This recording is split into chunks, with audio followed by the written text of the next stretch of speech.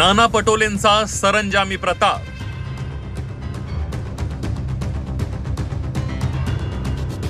काँग्रेस कार्यकर्त्याला धुवायला लावले पाय।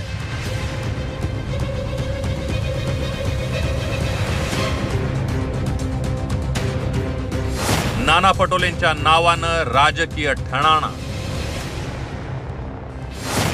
चीड आणि संताप आणणारी ही दृश्य आहेत अकोल्यात।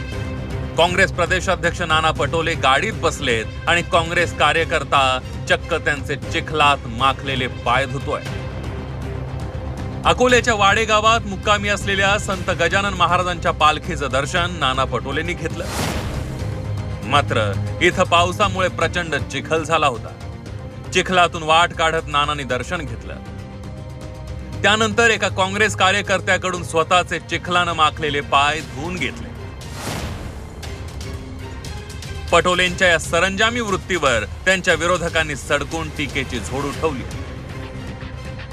अत्यंत संतापजनक घटना आहे। नेत्यांनी कार्यकर्त्यांकडून पाय धुवून घेणे, मला असं वाटते हा लोकशाहीचा आणि त्या कार्यकर्त्याचा अपमान आहे। त्याच्यामुळे नाना पटोलेंनी स्वतःला संत समजू नये आणि विशेष म्हणजे कार्यकर्त्याला अगदी आपला नोकर समजू नये। कार्यकर्ते चक्क तुमचे पाय धुताय आणि तुम्ही ते धुवून देताय, हे महत्वाचं आहे।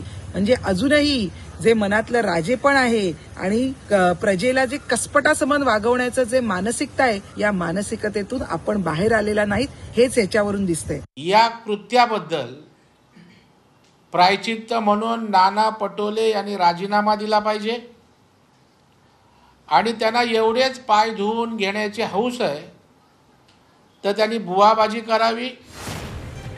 एकीकडे पटोलेंच्या राजीनाम्याची मागणी होत असताना महाविकास आघाडीच्या नेत्यांनी मात्र कार्यकर्त्याला पाय धुवायला लावणाऱ्या नानांचीच बाजू घेतली आहे। चांगली गोष्ट आहे। त्यांच्या कार्यकर्त्यांना असं वाटत सगळ्यांचे पाय धुवायला पाहिजे, ते धुवू द्या, काय हरकत नाही, आमचा काय संबंध। पाय धुतले म्हणजे काय, त्याचं काय त्याच्यावरती काय चंदन वगैरे लावलं, कुंकू वगैरे लावलं का? नाही ना, चंदन कुंकू हळद वगैरे नंतर नारळ वगैरे काय फोडलं नाही ना। दरम्यान कार्यकर्त्यानं फक्त पाणी ओतलं, पाय आपणच धुतल्याचं स्पष्टीकरण वादानंतर नाना पटोलेंनी दिलंय। पाय खराब झालेत तर कार्यकर्त्यांनी पाणी आणलं आणि मी आपलं वरतून तो पाणी टाकत होता, मी आपल्या हाताने धुवत होतो। आता माझ्याबद्दलचं एवढं प्रेम आता सध्या मीडियाला आहे, पण जे ईडी मध्ये ज्याचे माखलेले आहेत ते कशा अंधारात पाय धुतात कोणाचे ते माहिती। सरकारमध्ये अनेक लोक आहेत, मी शेतकरी आहे, मी चिखलात राहणारा माणूस आहे, त्यामुळे मला काहीच फरक पडत नाही।